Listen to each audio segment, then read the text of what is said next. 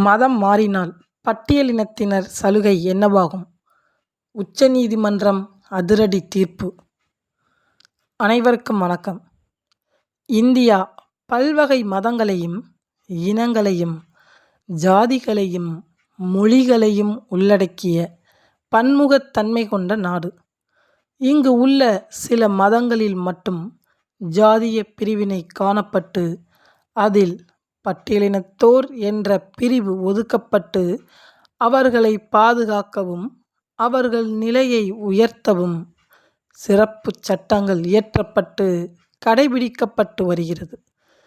இந்நிலையில் இவ்வகை சமயங்களில் பட்டியலினத்தவராக கருதப்படும் ஒருவர் வேறு ஒரு மதத்திற்கு மாறும்போது அவர் தொடர்ந்து பட்டியலினத்தவராக கருதப்படும் தன்மை கொண்டவரா என்ற வினாவிற்கு விடையளிக்கும் வகையில் உச்சநீதிமன்றம் ஓர் அதிரடி தீர்ப்பை வழங்கியுள்ளது.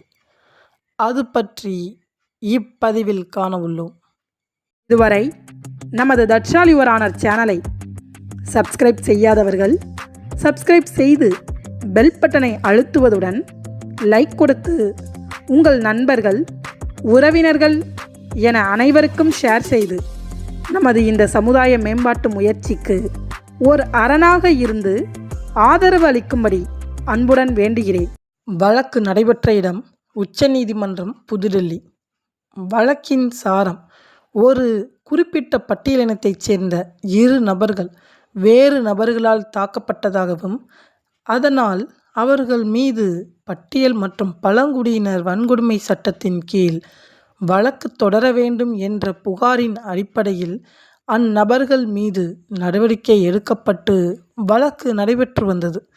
இந்நிலையில் அப்பகுதி உயர்நீதிமன்றம் மேற்படி புகாரை விசாரித்து புகார் கொடுத்த நபர்கள் வேறு மதத்திற்கு மாறியுள்ள நிலையில் வன்கொடுமை சட்டத்தின் கீழ் மேற்படி நபர்களின் புகார் ஏற்கத்தகுந்ததல்ல என கூறி புகாரை தள்ளுபடி செய்தது.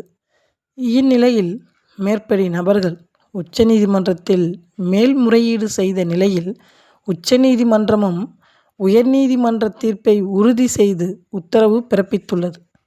அதாவது 1950ஆம் ஆண்டு இந்திய அரசியலமைப்பு சட்ட பட்டியலினம் ஆணைப்பிரிவு 3 படி இந்து, சீக்கிய மற்றும் பௌத்த மதங்களில் உள்ள பட்டியலினத்தவர்கள் வேறு மதங்களுக்கு மாறினால் அவர்களின் பட்டியலினச் சலுகை பறிபோய்விடும் என்றும் இத்தகைய நபர்கள் பட்டியலினத்தவர்களுக்கென ஒதுக்கப்பட்ட எவ்வகை சட்ட சலுகைகளையும் பெற தகுதியற்றவர்களாகிவிடுவர் என்றும் தெரிவித்து வழக்கு முடித்து வைக்கப்பட்டுள்ளது.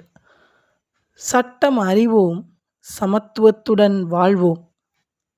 That's all your honour. மீண்டும் புதிய சமுதாய சிந்தனை கருத்துக்களுடன் சந்திப்போம். நன்றி, வணக்கம்.